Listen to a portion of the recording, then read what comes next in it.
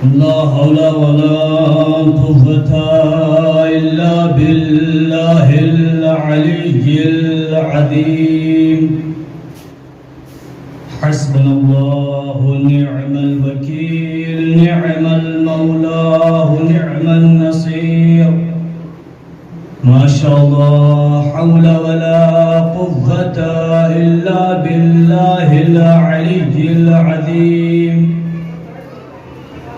أعوذ بالله من الشيطان الرجيم. بسم الله الرحمن الرحيم. الحمد لله رب العالمين، والعاقبة لأهل التقوى واليقين، والجنة للمسلمين والنار للملحدين. الصلاة والسلام على النبي الأمي العربي القرشي المكي يبتهي اتهامي السراج المزي والكوكب الدري، صاحب الوقار والسكينة المدفون بأرض المدينة، العبد المعيد والرسول المسدد، المحمود الأحمد، أبي القاسم مصطفى محمد.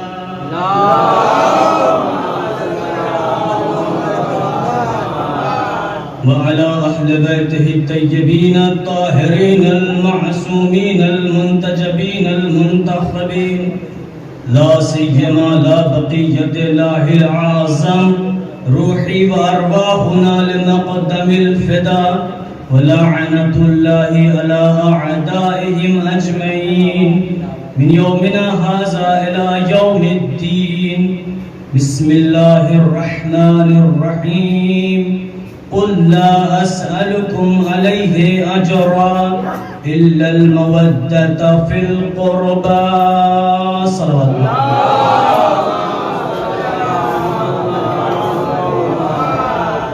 عزیزان گرامی قدر، سامعین کرام، اگر پڑھنے میں لقنت یا سقط زبانی ہو جائے تو بعد میں مجھے متوجہ کر دیجیے گا. اس لیے یہاں پہ آنے والا کوئی معصوم نہیں ہوتا ہے. جو دنیا میں سیکھتا ہے وہی آ کے اس منبر پہ آ کے بولتا ہے. ہم نے جس آئے کرامی کو آپ کے سامنے سرنامہ کلام قرار دیا ہے بہت ہی مشہور ہے اور بہت ہی معروف ہے، بلکہ یوں کہا جائے اس کے ترجمے سے بھی ہمارے شیعہ حضرات واقف ہوتے ہیں. کسی کے سامنے ترجمہ کرنے کی ضرورت نہیں ہوتی ہے، لیکن پھر بھی اپنے چھوٹے بھائیوں کے لیے ترجمہ کرتا ہوں. قل لا اسألکم علیہ اجرا. اے رسول کہہ دیجئے کہ ہم ان سے کوئی اجرت، کوئی مزد، کوئی چیز نہیں چاہتے. کس چیز کے لیے؟ سوائے اس کے کہ ہمارے قرابت داروں سے مودت اختیار کریے. دیکھیے لغت میں آپ مودت کے اگر معنی تلاش کریں گے تو ایک معنی وہاں پہ محبت بھی ملے گا. دیکھیں اگر گاؤں کا ایک انسان، عام انسان اجرت مانگے کسی چیز کی، یہ اور ہوتی ہے. وہی ایک خاص انسان گاؤں کا کوئی اجرت مانگے، یہ اور ہوتا ہے. اگر وہی گاؤں کا ایک مکھیا انسان اگر جس کو کہا جائے وہ انسان کسی چیز کی اجرت مانگے، یہ اور ہوتی ہے. چار گاؤں ملا کے یا جتنے گاؤں ملا کے پردھان منتری بنتا یا پردھان بنتا ہے وہ اجرت مانگے، یہ اور ہوتا ہے. ایک چیئرمین اگر اجرت مانگے یہ اور ہوتا ہے. ایک مولانا اگر آپ سے اجرت مانگے یہ اور ہوتا ہے. ایک ہم سے بڑا اگر آ کے اجرت مانگے یہ اور ہوتا ہے. ایک آیت اللہ اگر اجرت مانگے یہ اور ہوتا ہے. ایک انبیاء اگر آپ سے اجرت مانگے یہ اور ہوتا ہے. یہاں کے اوپر سید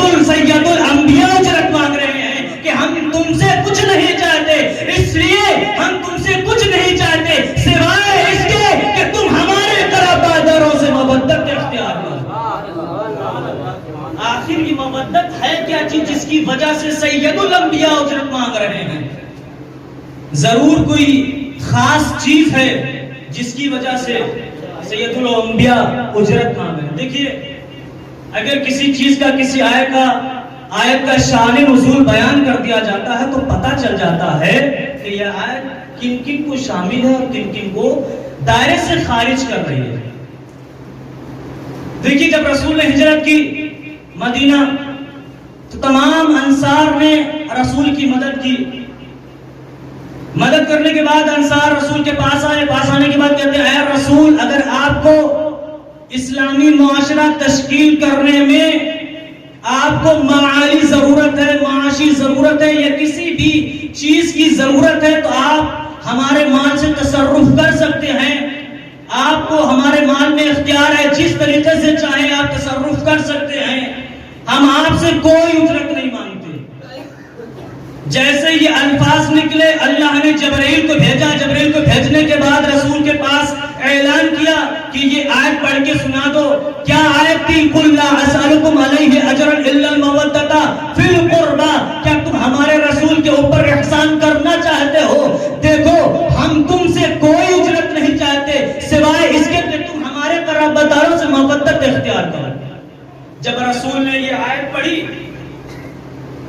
تو کچھ منافقین بھی وہاں پہ بیٹھے ہوئے تھے. ان کے چہرے رنگ اڑ گئی چہرے کی ان کی, اور کہنے لگے کہ یہ رسول نے اپنے پاس سے ہم مسلمانوں کے اوپر مسلط کرنے کے لیے اس آیت کو کر دیا ہے. جیسے ہی منافقین کے الفاظ نکلے اللہ نے دوسری آیت پھر نازل کر دی. کیا تھی؟ ام یقولون افترا علی اللہ الکذب. کیا منافقین اور مشرکین یہ گمان کرتے ہیں کہ رسول نے اللہ کے اوپر تہمت باندھا ہے؟ اب جیسے ہی رسول نے تمام لوگوں کے درمیان آیت سنائی, جو انصار تھے صحابی رسول تھے ان کی آنکھوں سے آنسو جاری ہو گئے. لیکن جو منافقین تھے پھر بھی وہ نہیں مانے. لیکن کچھ ان کے چہرے سے شرمندگی کے آثار ظاہر ہوئے. جیسے ہی شرمندگی کے آثار ظاہر ہوئے اللہ نے دوبارہ تیسری بار پھر آیت نازل کی. وَهُوَ الَّذِي يَقْبَلُ التَّوْبَةَ عَنْ عِبَادِهِ وَيَعْفُونَ عَنِ السَّيِّئَاتِ وَأَنْتُمْ تَفْعَلُونَ.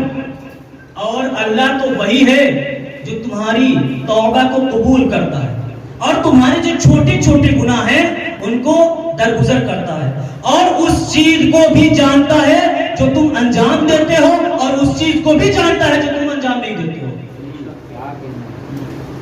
اب دیکھیے یہ آیت نے بڑھ کے سہارا دیا. آیت نے بتایا رسول اجرت مانگ رہے ہیں. کس کی اجرت مانگ رہے ہیں؟ آئیے بڑھ کے چلتے ہیں. اہل سنت کے بہت ہی بڑے محدث ہیں آیت اللہ صلوات علی محمد و آل محمد.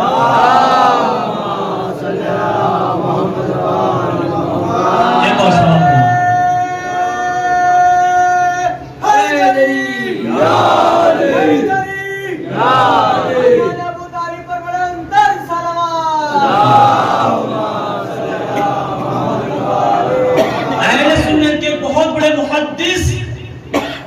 ابو القاسم حسکانی اپنی کتاب شواہد التنزیل میں کہتے ہیں کہ جب رسول نے اجر رسالت مانگی اور کچھ صحابہ جمع ہونے کے بعد کہتے ہیں اے رسول بتا دیجئے, آپ نے اعلان تو کر دیا کہ اجرت اور محبت مانگ رہے ہیں, آخر کن کن کی محبت ہم پر واجب ہے؟ تو رسول نے صراحتاً اول اپنا نام لیا, اس کے بعد فرمایا ہم جس کی اجرت مانگ رہے ہیں وہ علی ابن ابی طالب کی ذات ہے.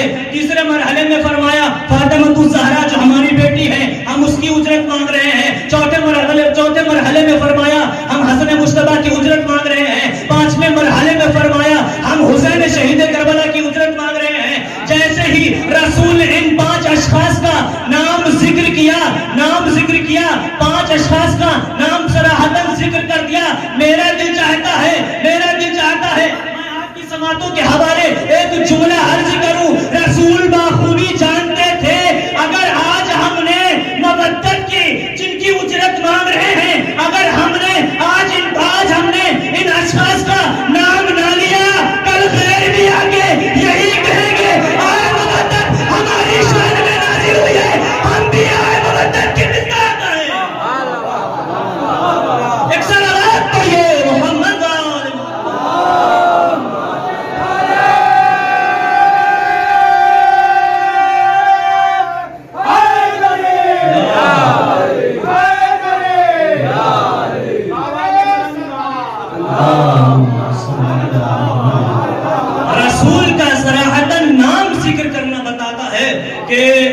کچھ ایسے لوگ بھی تھے اگر رسول صراحتاً نام ذکر نہ کرتے غیر بھی آ کے یہی کہہ دیتا کہ آئے مودت کے مصداق ہم ہیں، آئے مودت ہماری شان میں نازل ہو۔ دیکھیے رسول کی ایک دوسری حدیث ہے، اس سے بھی سہارا لیتا چلوں۔ رسول فرماتے ہیں میں ایک پیڑ کی جڑ ہوں اور علی اس پیڑ کے شاخ ہیں، اور فاطمہ اس پیڑ کے میوہ آنے کی وجہ ہے، اور حسن اور حسین اس درخت کی شاخ ہے، اور جو ہمارے شیعہ ہیں اس درخت کے پتے ہیں۔ اب رسول فرماتے اگر کوئی انسان جن کا نام ذکر کیا ہے کسی ایک سے بھی تمسک حاصل کر لے، متمسک ہو جائے تو اس کے اوپر جنت واجب ہو جاتی ہے، لیکن اگر کوئی انسان 1000 سال حج کرے، 1000 سال عبادت کرتا رہے، اور مروہ اور صفا کے درمیان 1000 سال عبادت کرے، عبادت کرنے کے بعد پھر 1000 سال عبادت کرے، اگر ذرہ برابر بھی ہمارے اہل بیت کی نفرت دل میں ہوئی تو اللہ اس کو جہنم میں منہ کے بل دھکیل دے گا، اللہ اس کو جہنم میں منہ کے بل دھکیل دے گا۔ سمجھیے عظمت اہل بیت، سمجھیے اتنی زیادہ اہل بیت کی عظمت ہے۔ ایک مثال کے ساتھ اہل بیت کی محبت کو آپ کے سامنے بیان کرتا چلوں۔ دیکھیے ایک انسان ہے، نماز پڑھتا ہے، از اول تا آخر نماز پڑھ لیتا ہے، لیکن آخر کے 2 سجدے چھوڑ دیتا ہے۔ 2 سجدے جب چھوڑ دیا جائے، 2 سجدوں کو ملا کے ایک رکن بنتا ہے۔ ایک انسان ہے تکبیرۃ الاحرام انجام دیتا ہے، تہجد کو انجام دیتا ہے، سورہ حمد اور دوسرے سورہ کو انجام دیتا ہے، رکوع کر لیتا ہے، پہلی رکعت تمام ہو گئی، دوسری رکعت کو اسی طریقے سے انسان نے انجام دے دیا، لیکن آخر میں آیا رکن سجدہ انجام نہیں دیا۔ میں آپ سے سوال کرتا ہوں، آپ بتائیے اس کی نماز صحیح ہے یا نہیں؟ آپ کہیں گے نماز باطل ہے۔ بھائی کیوں؟ آپ کہیں گے کہ بھائی اس نے 2 رکن کو چھوڑ دیا تھا، ایک رکن 2 سجدوں کو ملا کے ایک رکن ہوتا ہے، اس کو چھوڑ دیا تھا، اس کی نماز باطل ہے۔ توجہ چاہتا ہوں اس نہیں مانے۔ جب ایک انسان نماز پڑھے تکبیرۃ الاحرام انجام دے، قرات کر لے، سورہ حمد کی تلاوت کرے، دوسرے سورے کی تلاوت کرے، رکوع کرے، آخر میں آ کے سجدے کو چھوڑ دے، تو آپ بھی کہتے ہیں کہ ایک رکن کو چھوڑنے سے نماز باطل ہو جاتی ہے۔ اب اگر کوئی انسان حج انجام دے، زکات نکالے، خون ادا کرے، فدائے علی کو چھوڑ دے، کیونکہ فدائے علی ایک رکن ہے، اس کو چھوڑ دے، نماز اس کو چھوڑ دے، تو اس کا عقیدہ کیسے صحیح ہو سکتا ہے؟ جب ایک ہی انسان نماز پڑھے، تمام چیزوں کو انجام دینے کے بعد سجدے کو نہ انجام دے تو اس کی نماز باطل، اور اگر کوئی انسان تمام افعال کو انجام دینے کے بعد ولایت کو چھوڑ دے تو اس کا عقیدہ کیسے صحیح ہو سکتا ہے؟ صلوات پڑھیے محمد و آل محمد۔ ایک انسان اگر تمام چیزوں کو انجام دینے کے بعد اگر ولایت علی ابن ابی طالب کو چھوڑ دے تو اس کا عقیدہ کیسے صحیح ہو سکتا ہے؟ دیکھیے ایران کے ایک بہت بڑے آیت اللہ ہیں، وہ کہتے ہیں کہ جب بھی محرم کا چاند نمودار ہو اور آپ سیاہ لباس پہن لیجئے۔ توجہ چاہتا ہوں اس جملے کے اوپر، تمام حضرات سیاہ لباس پہن لیجئے۔ کیوں؟ مجھے سوال کیا کہ کیوں ہم کالا لباس پہنے؟ کہتے ہیں کہ جب تمام شیعہ حضرات کالا لباس پہنیں گے، آخر کالا لباس سوگ کی علامت ہے، غم اور حزن کی علامت ہے کہ ان کے دل میں حزن اور غم پایا جاتا ہے، جس کی وجہ سے یہ کالا لباس پہنے ہیں۔ میں کہوں گا کالا لباس پہنیے، اور جب آپ سے کوئی سوال کرے کہ آپ کالا لباس کیوں پہنے ہیں تو فوراً جواب دیجئے کہ یزید کے باپ معاویہ کے باپ ابو سفیان کے پوتے نے حسین کو کربلا کے میدان میں قتل کر دیا، ہم کالا لباس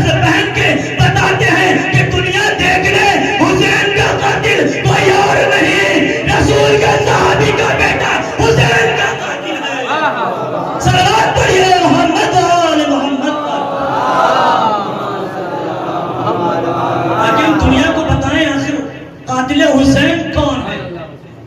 پتا تو چلے آخر، پردہ ہٹے تو کون ہے؟ صحابی رسول کا بیٹا جو اپنے کو مسلمان کہتا تھا.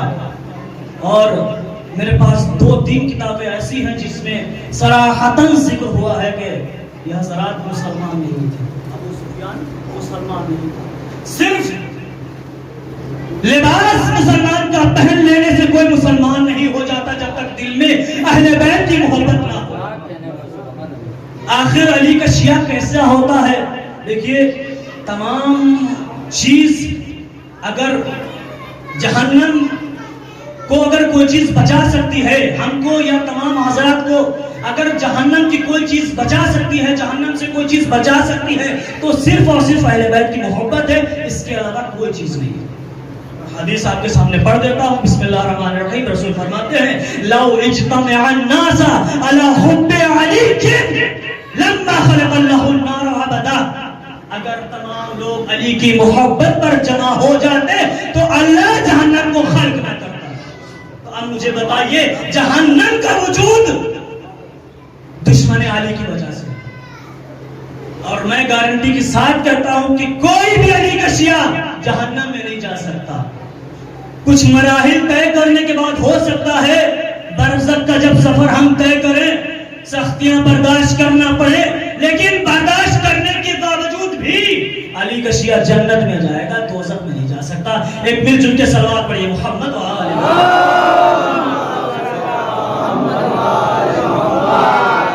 اور دیکھیے، یہ قرآن کا فرمان جو ہم نے آپ کے سامنے پڑھا، اسی طریقے سے اور بھی قرآن کے فرمان ہیں جو صرف اسی زمانے سے مخصوص نہیں تھے. کوئی قصہ اگر قرآن بیان کر رہا ہے تو اس میں بھی کوئی واقعہ یا کوئی اہم چیز پائی جاتی جس کی وجہ سے قرآن بیان کرتا، وگرنہ قرآن میں کوئی فالتو چیز نہیں ہوتی. اللہ کوئی فالتو چیز کو بیان نہیں کرتا. اتنی محکم کتاب ہے، اس میں کوئی فالتو چیز کو جگہ نہیں دیتی. ضرور کوئی ایسی چیز ہے، واقعات پائے جاتے ہیں، وہ ہمارے لیے سبب ہیں جس کی وجہ سے اللہ نے اس اتنی موٹی کتاب کو ہمارے سامنے رکھا ہے. سنیے، آئے موبائلہ آپ کو ذہن میں یاد ہے، ایک نتیجہ آپ کے سامنے پیش کرنا چاہتا ہوں ایک حدیث کے ذریعے سے، اور ایک آیت آپ کے سامنے پیش کروں گا. آئے موبائلہ آپ کے سامنے ہے، فَقُلْ تَعَالَوْا نَدْعُوا أَبْنَاءَنَا وَأَبْنَاءَكُمْ وَأَنفُسَنَا وَأَنفُسَكُمْ وَنِسَاءَنَا وَنِسَاءَكُمْ وَأَنفُسَنَا وَأَنفُسَكُمْ ثُمَّ نَبْتَهِلْ فَنَجْعَلْ لَعْنَةَ اللَّهِ عَلَى الْكَاذِبِينَ. ہمارا مقصد صرف آخر کے آیت سے ہے، فَنَجْعَلْ لَعْنَةَ اللَّهِ عَلَى الْكَاذِبِينَ. اللہ جھوٹوں کے اوپر لعنت کرے. اب ایک حدیث ہم آپ کے سامنے پڑھتا ہوں. مولا علی علیہ السلام ارشاد فرماتے ہیں، انا عبد اللہ، انا اخو رسول اللہ، انا الصدیق الاکبر، انا فاروق اعظم، لا یقول لہی غیری الا کذاب.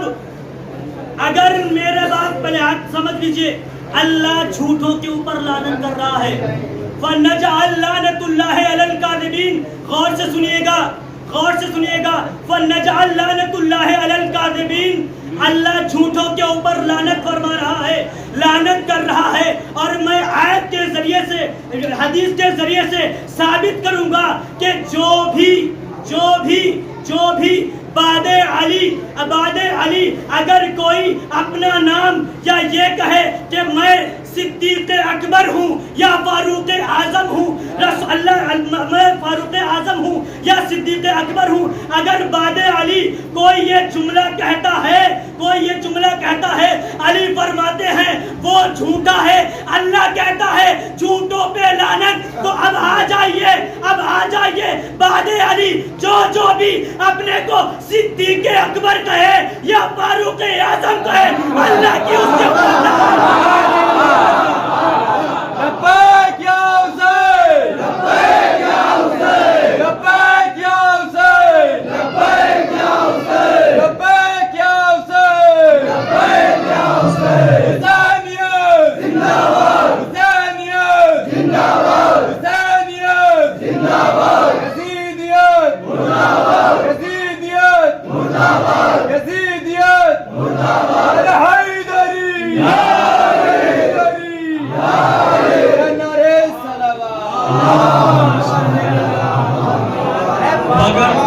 کوئی بھی یہ الفاظ استعمال کرے تو سمجھ لیجئے اللہ کی لعنت اس کے اوپر پڑ رہی ہے، اور لعنت ہمیشہ کے لیے ہوتی ہے، یہ نہیں وقتی ہے ابھی کر دی چلی گئی۔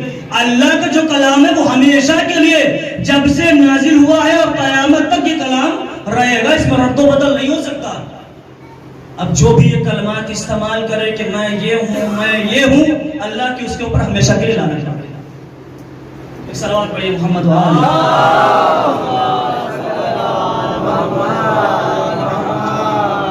ایک اور صلوات۔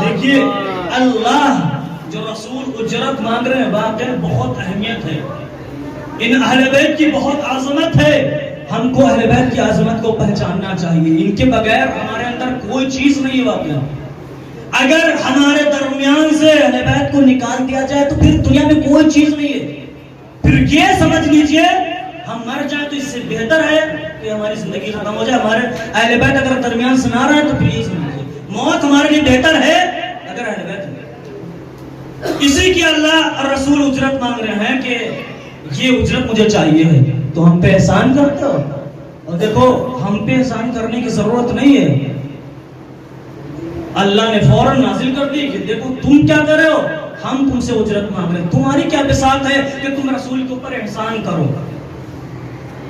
رسول نے تو تمہیں گندی نالیوں سے اٹھا کے ایک صاف ستھری جگہ پہ پہنچا دیا، تمہاری کیا اوقات ہے تم نے رسول کے اوپر احسان کرو؟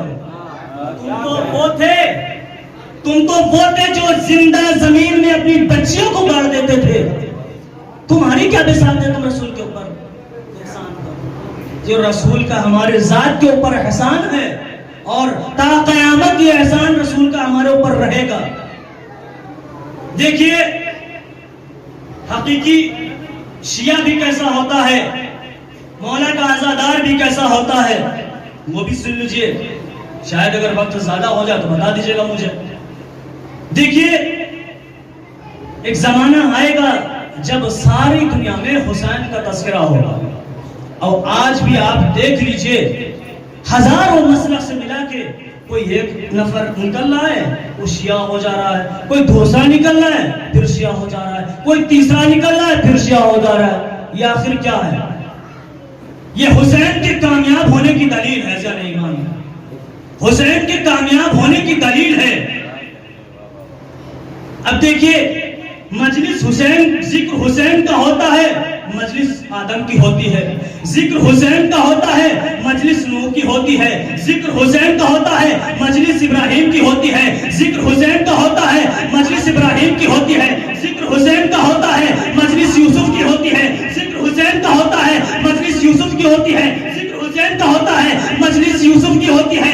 عزیزان ایمان، ذکر حسین کا ہوتا ہے، ذکر حسین کا ہوتا ہے، مجلس رسول کی ہوتی ہے، ذکر حسین کا ہوتا ہے، مجلس مدینہ کی ہو رہی ہے، ذکر حسین کا ہو رہا ہے، مجلس مکہ کی ہو رہی ہے، ذکر حسین کا ہو رہا ہے، مجلس صفا کی ہو رہی ہے، ذکر حسین کا ہو رہا ہے، مجلس مروہ کی طرف مروہ کی ہو رہی ہے، ذکر حسین کا ہو رہا ہے، مجلس صفا کی ہو رہی ہے، ذکر حسین کا ہو رہا ہے، مجلس صفا کی ہو رہی ہے۔ عزیزان ایمان، کبھی سنے خدائی خدا کی ہے، حکومت حسین کی ہے۔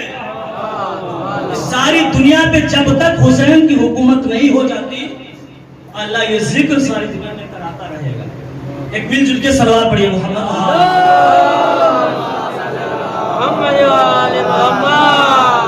دیکھیے جب یہ بیان کر دیا تو ایک چھوٹا سا واقعہ بیان کرتا چلو کہ پھر آخر جب ہم علی کا دم بھرتے ہیں کہ ہم علی کے چاہنے والے ہیں، پھر علی کا چاہنے والا کیسا ہوتا ہے؟ کیا ہم میں سے کوئی ایسا موجود ہے جو علی کا چاہنے والا ہے؟ واقعہ سے آپ خود اندازہ لگا لیجئے گا کہ علی کا چاہنے والا کیسا ہوتا ہے۔ دیکھیے ایک شخص ہمارے جیسا تھا، چھٹے امام کے پاس آنے کے بعد کہتا ہے مولا میں آپ کا چاہنے والا ہوں۔ مولا کہتے ہیں ٹھیک ہے میرا چاہنے والا، ٹھیک ہے۔ تھوڑی دیر کے بعد اپنے صحابیوں سے باتیں کرنے لگتے ہیں، پھر کہتا ہے مولا میں آپ کے چاہنے والا ہوں۔ کہتے ہیں ٹھیک ہے، جب تم ہمارے چاہنے والے ہو تو یہ دیکھو یہ تنور آگ سے جو جل رہا ہے اس میں کود جاؤ. اب جیسے یہ نام لیا, یہ لباس شیعہ کا جو پہن کے آیا تھا جس کے تو دماغ ہی اڑ گئے. کہنے لگتا مولا کیا جلانے کا ارادہ ہے؟ چھوٹے چھوٹے بچے ہیں خرید کے, کیا جلانے کا ارادہ ہے؟ بہت دور سے آ رہا ہوں, کیا آپ کا ارادہ جلانے کا ہے؟ اتنے میں کیا دیکھتے ہیں, ایک دور سے مزدوری کر کے ایک علی کا صحیح اور سچا عاشق آ رہا تھا. آنے کے بعد جیسے ہی آیا, آنے کے بعد جیسے ہی آیا, جانے کے بعد جیسے ہی آیا, جیسے ہی آیا تو چھٹے امام اسے کہتے ہیں اے ہارون مکی اس کنویں میں چلے, اس تنور میں چلے جاؤ. جیسے تنور کا نام آیا, جیسے تنور کا نام آیا, اب ہارون مکی نے نہ چونکی نہ چرا کی, فوراً تنور میں چلے گئے. میں کہوں گا اے آنے والے دیکھ لے, حقیقی شیعہ علی کا اس طرح ہوتا ہے, نہ چھو کرتا ہے نہ چرا کرتا ہے, نہ چھو کرتا ہے اور نہ چرا کرتا ہے. ہارون مکی تنور کے اندر چلے گئے. مولا علیہ السلام یعنی چھٹے کا, یہاں تو دیکھیے اگر مولا علیہ السلام نام نکل جائے تو قباحت نہیں ہے, اس لیے کہ یہاں پہ سبھی از اول تاخیر علی بھی ہیں اور اول تاخیر محمد بھی. چھٹے امام اپنی باتوں میں مشغول ہو گئے. اب ہمارے جیسا چاہنے والا تھا, دل مچلنے لگا اس کا, تھوڑی دیر ہو گئی دل مچلنے لگا, ہاتھ جوڑ کے کہتا ہے مولا اس بیچارے بندے کی بھی تو خبر لیجئے جس کو آپ نے جلتی بھڑکتی ہوئی آگ میں کودوا دیا ہے, اس بیچارے کی بھی تو خیر لیجئے. مولا مسکرائے, مسکرانے کے بعد کہتے جا تو ہی دیکھ لے جا کے. اب یہ بیچارہ جلدی سے اٹھا اور اٹھنے کے بعد جیسے ہی تنور کا ڈھکن ہٹایا, اب کیا دیکھتا ہے وہ آگ جو انگاروں سے بھڑک رہی تھی, اب یہی آگ گلستان میں تبدیل ہو گئی, یہی آگ گلستان میں تبدیل ہو گئی ہے. دیکھیے علی کا چاہنے والا ایسا ہوتا ہے, نہ چوں کرتا ہے اور نہ چرا کرتا ہے. ایک صلوات پڑھیے محمد اور سن لیجیے کہ علی کا چاہنے والا کیسا ہوتا ہے. دیکھیے علی کا چاہنے والا مالک اشتر جیسا ہوتا ہے, علی کا چاہنے والا مقداد جیسا ہوتا ہے, علی کا چاہنے والا ابوذر جیسا ہوتا ہے, علی کا چاہنے والا میثم تمار جیسا ہوتا ہے. دیکھیے ایک دن میثم اپنے دکان پہ بیٹھے ہوئے ہیں, مولا علیہ السلام ان کی دکان پہ آ جاتے ہیں اور دستور ہے کبھی کبھی آ کے بیٹھ جاتے ہیں. ایک دن میثم کو حاجت پڑ گئی, میثم اپنے گھر چلے گئے اور میثم کا جانا تھا, ایک سائل فوراً آ گیا اور اس نے سوال کر لیا. مولا علیہ السلام نے جتنے میثم کے کھجور رکھے ہوئے تھے وہ سارے اٹھا کے سائل کو دے دیے. اب میثم پلٹ کے آئے, کیا دیکھتے ہیں جو دکان کھجوروں سے بھری ہوئی تھی اب وہ ختم ہو گئی. میثم سوال کرتے ہیں مولا کیا کھجور بک گئے؟ مولا کہتے کھجور بکے تو نہیں, لیکن ایک سائل آیا تھا, اس نے سوال کیا, میں نے دے دیا, میں نے سارے کھجور اس کے حوالے کر دیے. ہمارا جیسا اگر کوئی عاشق چاہنے والا ہوتا فوراً بگڑ جاتا. مولا ہم آپ کو اپنی دکان کا ذمہ دار بنا کے گئے تھے, آپ نے ساری کی ساری چیز اٹھا کے دے دی, لیکن یہ سچا عاشق تھا میثم جس نے ایک لفظ بھی نہیں کہا. جیسے ہی میثم نے یہ جملہ کہا مولا کیا کھجور بک گئی, مولا نے کہا کھجور بکی نہیں, ایک سائل آیا تھا, اس نے سوال کیا, میں نے سارے کھجور اٹھا کے اس کے حوالے کر دیے. میثم کہتے ہیں اے مولا یہ تو کھجور ہے, کھجور کو آپ نے سائل کے حوالے کر دیا. اگر آپ میثم کو بھی سائل کے حوالے کرتے تو میثم چور چرا تو میثم چور چرا نہ کرتا. ایک صلوات پڑھیے محمد.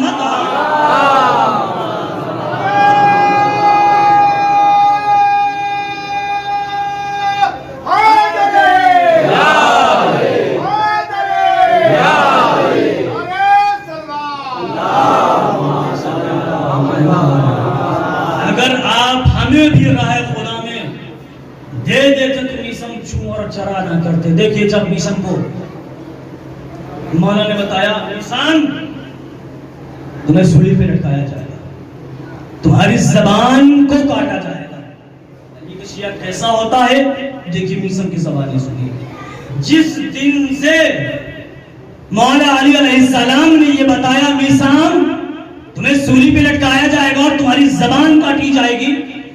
علی کے شیعہ کی زندگی ہی بدل گئی, زندگی گزارنے کا طریقہ ہی بدل گیا. اور مولا علیہ السلام نے فرمایا میثام وہ درخت ہے دیکھ رہے ہو, اس پیڑ سے تمہیں سولی پہ چڑھایا جائے گا, اس پیڑ پہ. اب میثم کا دستور زندگی بدل گیا. اب صبح اٹھتے ہیں, جاتے ہیں اس پیڑ کو پانی دینے لگتے ہیں. روز میثم کی روش بدل گئی, جاتے ہیں پیڑ کو دیکھتے ہیں, اگر کوئی بھی فالتو چیز اس میں آ جاتی ہے تو اس کو صاف کرتے. کیوں؟ علی نے کہا ہے کہ میثم اس پیڑ سے تمہیں لٹکایا جائے گا. اب مولا علی علیہ السلام کے اس قول کو میثم نے اپنی زندگی کے اندر اتار لیا اور اس پیڑ کو آبیاری کرنے لگے تاکہ اب یہ بڑا ہو جائے اور یہ ہماری زندگی کی ایک اصل چیز ہے, اسی کے اوپر ہمیں سولی چڑھایا جائے. اور میثم اس دن کا بھی انتظار کرنے لگے کہ وہ دن کون سا دن ہوگا کہ جب ہمیں سولی پہ لٹکایا جائے گا اور ہماری زبان کو کاٹا جائے گا. جب واقعہ کربلا نمودار ہو چکا اور ابن زیاد نے جب کوفے کو اپنا حکومت بنایا اور جب میثم گرفتار ہو گئے, گرفتار ہونے کے بعد جیسے ہی میثم کو ابن زیاد کے پاس لایا گیا, دیکھیے علی کا چاہنے والا کیسا ہوتا ہے. جیسے ہی میثم ابن زیاد کے پاس آئے, کیوں؟ ابن زیاد کا جو دارالحکومت تھا لوگوں سے کھچا کھچ بھرا ہوا تھا. علی کے شیعہ کی کیا خاصیت ہوتی ہے, وہ جہاں بیٹھتا ہے علی کے فضائل بیان کرنا شروع کر دیتا ہے. جیسے ہی میثم آئے, اب اچھا مجمع دیکھا, دل میں خیال کیا یہاں سے اچھا مجمع مجھے مل نہیں سکتا, بھرا ہوا مجمع ہے, تمام لوگ بیٹھے ہوئے ہیں, آئیے مولا علی کے فضائل بیان کرنا شروع کیے. دیکھیے جب میثم کو بلایا گیا تھا, بلانے کے بعد ابن زیاد نے کہا اے میثم ہم تمہیں پہلے سولی پہ چڑھائیں گے, یا یوں کہہ لیا جائے. ابن زیاد نے میثم سے پوچھا اے میثم بتاؤ کیا ہوگا؟ تو میثم کہتے ہیں کہ میرے مولا نے فرمایا ہے اے میثم تمہیں سولی پہ چڑھایا جائے گا اور تمہاری زبان کاٹی جائے گی. ابن زیاد کہتا ہے کہ اے میثم ہم تمہارے قول کو, تمہارے مولا کے قول کو جھٹلائیں گے. میں کہوں گا اے ابن زیاد تمہارے باپ دادا جب علی کے قول کو جھٹلا نہ سکے تو تمہاری کیا بساط ہے کہ تم علی کے قول کو جھٹلاؤ؟ تمہاری کیا بساط ہے کہ تم علی کے قول کو جھٹلاؤ؟ دیکھیے میثم جب ابن زیاد نے اعلان کر دیا کہ میں میثم کو سولی پہ نہیں لٹکاؤں گا, نہ میثم کی زبان کاٹوں گا. اب علی کے شیعہ نے بھرے ہوئے مجمع کو دیکھا, تمام لوگوں سے مخاطب ہوئے اور مخاطب ہونے کے بعد کہتے ہیں میرے ان کانوں نے سنا ہے کہ رسول فرماتے ہیں من کنت مولا ہو فہذا علی مولا, اللہم وعلی من والا ہو وعاد من عادا ہو وانصر من نصرہ وخذل من خذلہ. اللہ کے رسول نے غدیر کے میدان میں اعلان کیا میں جس کا مولا ہوں اس کے یہ علی مولا ہے. اے اللہ تو اسے دوست رکھ جو علی کو دوست رکھے, اے اللہ تو اس کی مدد کر جو علی کی مدد کرے, اے اللہ تو اس کی مدد کر جو علی کی مدد کرے, اے اللہ تو اس کی مدد کر جو علی کی مدد کر. جیسے ہی یہ الفاظ زبان سے جاری ہوئے ابن زیاد بوکھلا اٹھا, بوکھلا اٹھنے کے بعد جلاد کو حکم دیتا ہے اے جلاد جا میثم کو سولی پہ چڑھا دے. جا کے جلاد اٹھا اور میثم کو لیا سولی پہ چڑھا دیا. میثم مسکرائے اور ابن زیاد سے شاید ایک جملہ کہا ہو اے ابن زیاد اگر تو روک سکتا ہے تو روک لے, لیکن جلاد مجھے سولی پہ چڑھا. آخر سولی پہ چڑھا دیے گئے.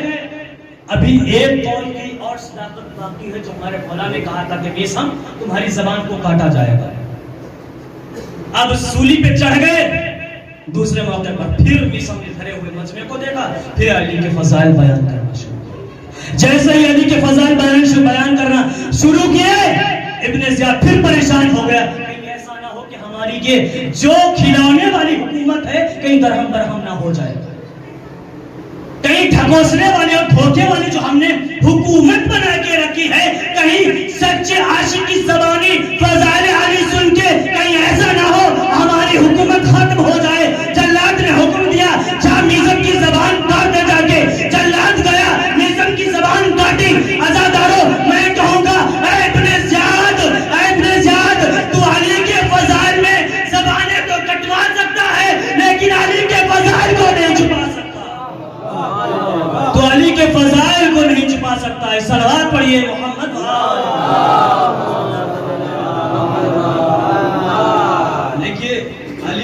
سچا عاشق ایسا ہی ہوتا ہے. اگر مولا نے کہہ دیا نیسم تمہیں سولی پہ چڑھایا جائے گا، اب اس کی آرزو کرنے لگے. کہہ دیا کہ تمہاری زبان کاٹی جائے گی، اب اس کی بھی آرزو کرنے لگے.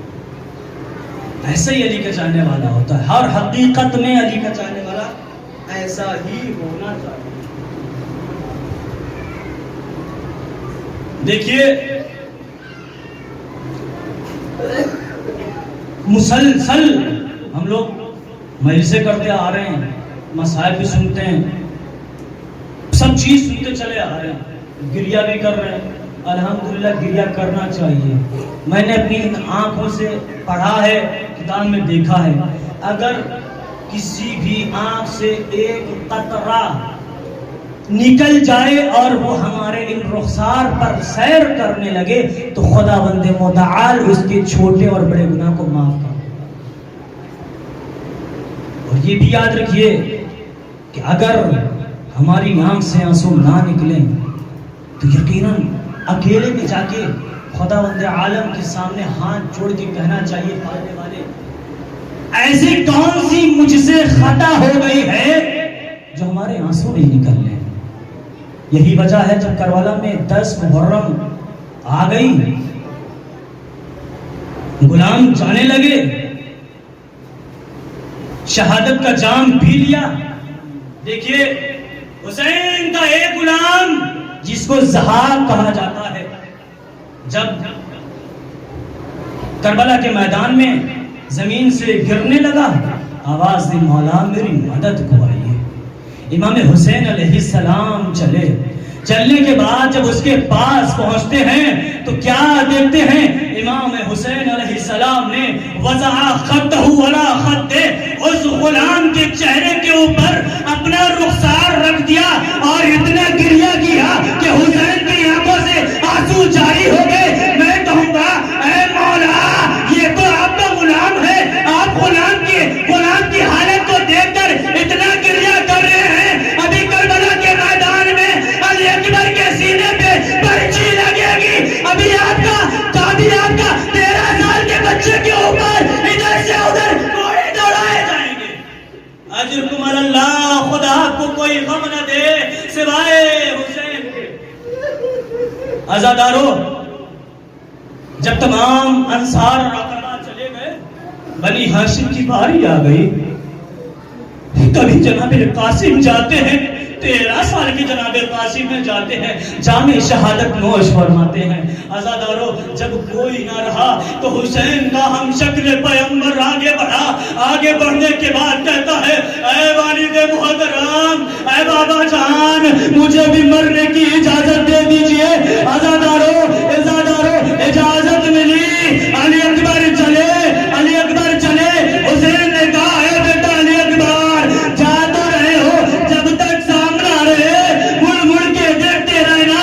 عزادارو کیا دیکھتے ہیں؟ علی اکبر گھوڑے پہ سوار ہوئے. عزادارو علی اکبر گھوڑے پہ سوار ہوئے، دھیرے دھیرے گھوڑا بڑھاتے جا رہے ہیں. کیا دیکھتے ہیں؟ کرانے سے کسی کرانے کی آواز پیچھے سے آ رہی ہے. کیا دیکھتے ہیں؟ ایک بوڑھا باپ اپنی کمر گوٹا میں آ رہا ہے.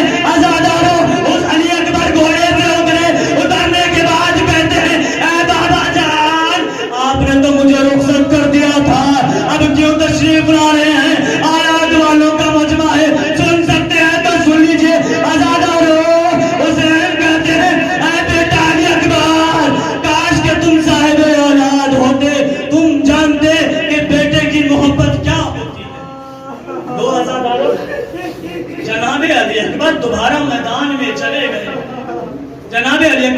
میدان میں چلے گئے اور وہ جنگ کی کہ دادا علی مرتضیٰ یاد آ گئے لوگوں کو. آخر جیسے ہی جناب علی اکبر جب میدان میں گئے ہیں تو امام حسین علیہ السلام خیمے میں آئے.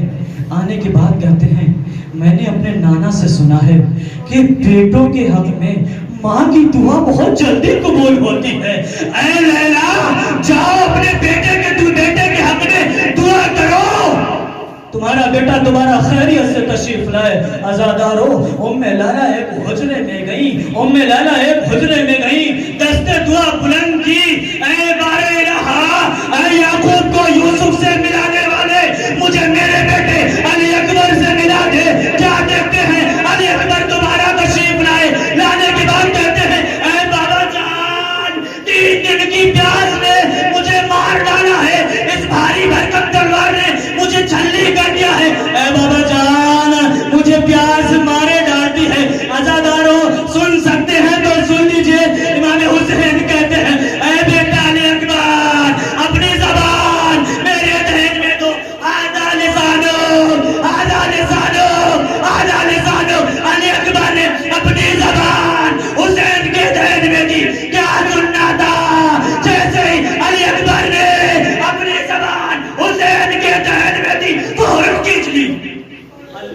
جناب علی اکبر کو کیا لگا؟ ایک جملہ کہتے ہیں اے بابا جان آپ کی زبان میں تو کانٹے پڑے ہوئے ہیں، آپ کی زبان میں تو کانٹے پڑے ہوئے ہیں۔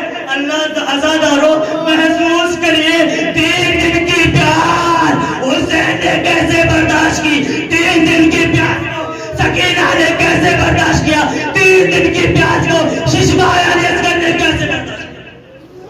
2000 2 منٹ اس سے زیادہ نہیں پڑھوں گا، مجلس تمام ہو جائے گی۔ امام حسین علیہ السلام نے اپنی انگوٹھی اتاری، علی اکبر سے کہا جاؤ بیٹا علی اکبر اس کو اپنے دہن میں لے لو، تمہارے نانا اور تمہارے دادا علی مرتضیٰ اب تمہیں حوض کوثر پر پانی سے سیراب کریں گے۔ لو عزادارو علی اکبر چلے اور ایسا حملہ کیا، ایک ہی حملے میں 120 لوگوں کو واسل جہنم کر دیا۔ لیکن ہاں عزادارو آخر ہے تو 3 دن کا بھوکا اور پیاسا، کب تک جنگ کرتا؟ ایک شکی نے پیچھے سے نیزہ مارا جو علی اکبر کے سینے میں پیوست ہو گیا۔ علی اکبر نے آواز دی اے بابا جان میرا آخری سلام قبول کریے۔ میں سمجھتا تھا، سن لیجئے، میں سمجھتا تھا تمام چاہنے والوں نے جو بھی گھوڑے سے گرا ہے مدد کے لیے بلایا، لیکن واحد ایک ایسے علی اکبر ہیں جنہوں نے مدد کے لیے نہیں بلایا۔ عزادارو سن سکتے ہیں جو سن لیجئے، میں سمجھتا تھا جیسے ہی علی اکبر نے اپنے بابا کو یہ کہا بابا ہمارا سلام آخر قبول کر لیجئے، عزادارو سن سکتے ہیں تو سنیے، علی اکبر جانتے تھے میرے بابا 60 سال کے بوڑھے انسان ہیں، میرے بابا 60 سال کے بوڑھے انسان ہیں، جوان کا لاشا بوڑھوں سے اٹھایا نہیں جاتا۔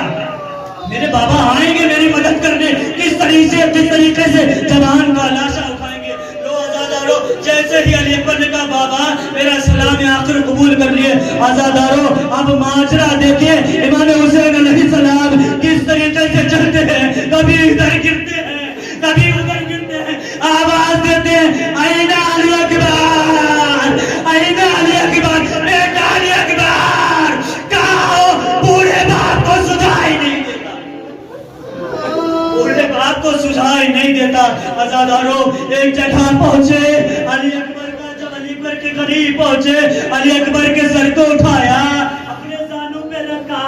عزادارو وضع خطہو علی خط، ایک جملہ تھا اللہ اے اللہ اس کو واسل جہنم کر جس نے ہمارے شبیہ رسول کو ہم سے چھین لیا، اے اللہ اس کے کلیجے میں نیزہ مار جس نے ہمارے علی اکبر کو بچی سے چلنے کر دیا۔ دو عزادارو باب خیبر اٹھارنا آسان تھا علی سے، جوان بیٹے کے سینے سے نیزہ نکالنا بہت مشکل ہے۔ عزادارو کیفیت سن لیجئے، مجلس تمام ہو گئی۔ امام حسین علیہ السلام علی اکبر کا نیزہ نکالنا چاہتے ہیں، لیکن 60 سال کا بوڑھا باپ جوان بیٹا نکالے تو کیسے؟ عزادارو کوشش کرتے ہیں نکال نہیں پاتے، 3 مرتبہ کوشش کی نکال نہیں پائے۔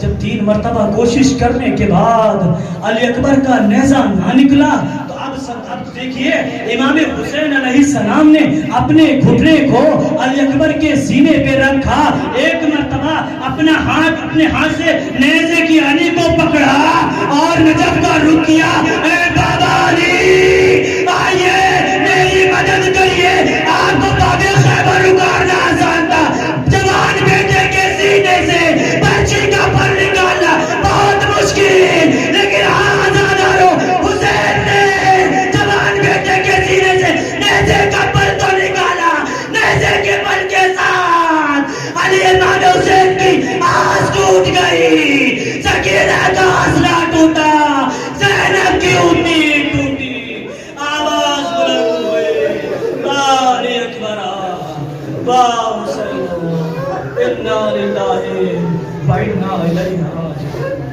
قسم نے قصارہ تسلیم پالے والے کی جو واسطہ محمد اور آل محمد کا ہماری چھوٹی سی عبادت